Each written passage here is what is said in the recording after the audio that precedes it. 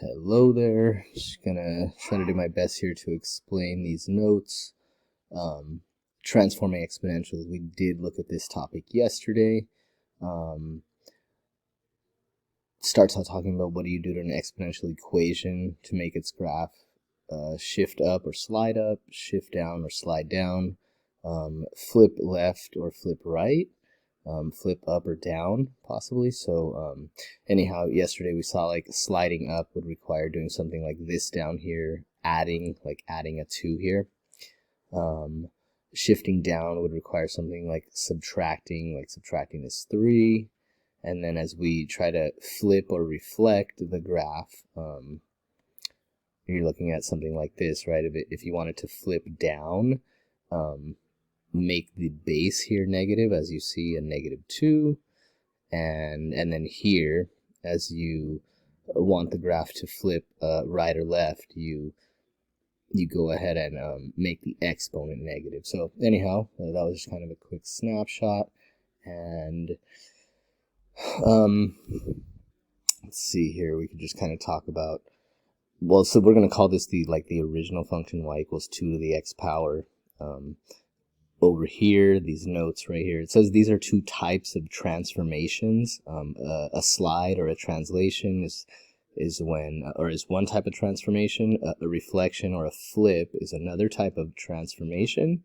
And then again, a parent or original function here, we're going to call that 2 to the x. You guys can see here 2 to the x makes this graph.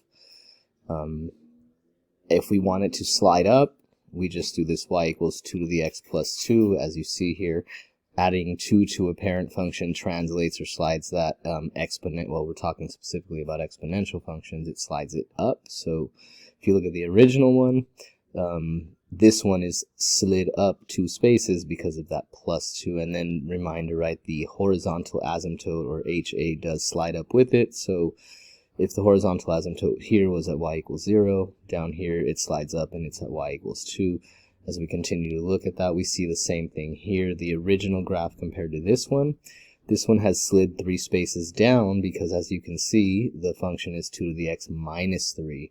So subtracting 3 slides the graph 3 units down, and we can carry on from there, right? The horizontal asymptote is also down 3, so it's at y equals -3. And carrying on here, if we see this graph, we can go back to the original. This one is actually flipped, reflected or flipped over the x-axis. The original graph would have been here, which it's obviously not on this graph, but it would have been here.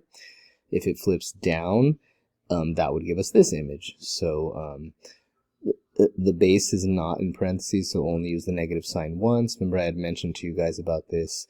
When you're doing this math, save that negative sign till the end. Go ahead and work on the exponent, plug in the negative number for the exponent, do all that. Save the negative sign till the end, so all these outputs are negative, which actually is consistent with it flipping downward. So again, over here, changing the base from positive to negative reflects the graph over the x-axis, aka a downward flip. And then here you have you do have the inputs and outputs, but the graph isn't actually showing. Okay, so let me see if I can draw this thing in. So this graph should look approximately like this, which if we do slide or scroll up here, let's see, it's not working.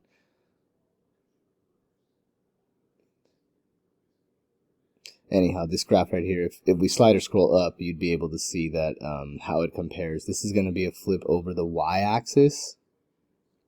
And so if we change the exponent to a negative, as you see here, it's 2 to the negative x, it's a reflection or a flip over the y-axis here. The graph flips over that instead of the x. So again, go back and compare this to the original, and it'll make more sense.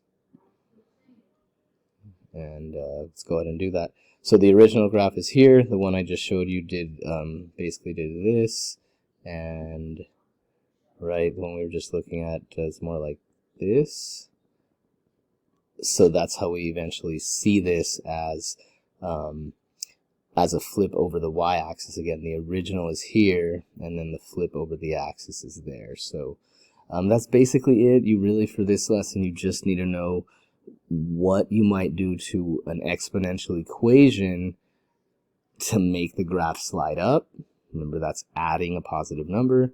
Or to make the graph slide down, right? That was this one here where you subtract something, right? Like subtract 3, it slides down. And then the last two, right? Know how to flip the graph downward. That's when you change the base from positive to negative. So I just wanted to pencil in this note here. Changing the exponent to a negative makes the graph flip over the y-axis, which you saw that.